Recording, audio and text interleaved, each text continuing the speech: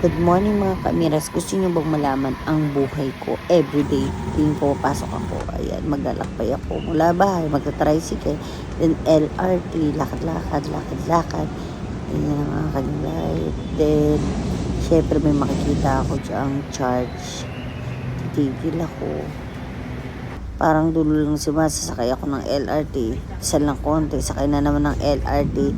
Tapos sakay na naman hanggang Doroteo Jose, tapos baba ako ng Doroteo Jose, then ayan, lakad-lakad, nakikipagsiksikan ako ng bonggang-bongga sa mga madlang people, and then sakay na naman ng bagong tricycle papunta sa Doroteo Jose, ay sa Pinubal pala, and then Pinubal to going around, so go na naman, lakad hanggang matuklas ng aking makeup. So malapit na ako sa Kodoran, bayad ko is 100. Siguro kung kukwentahin everyday, gagastos ako ng 1,000 para sa pagpasok ko. And then, ayan na. And then, dalawang building kasi yung jujutihan ko ngayon. Pupunta naman ako sa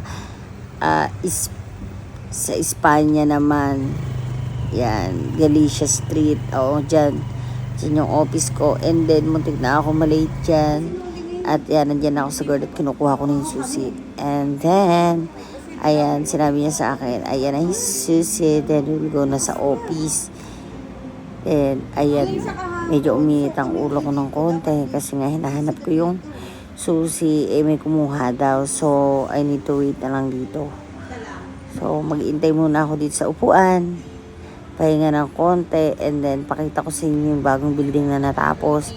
Yung University Tower 5 namin. Yan yung ibibenta ko ng bongga-bongga. Then, ito yung office ko na pinapasukan, and then dito na muna ako kasi wala yung susi. So yan guys, thank you so much. Ito ang aking araw-araw na buhay.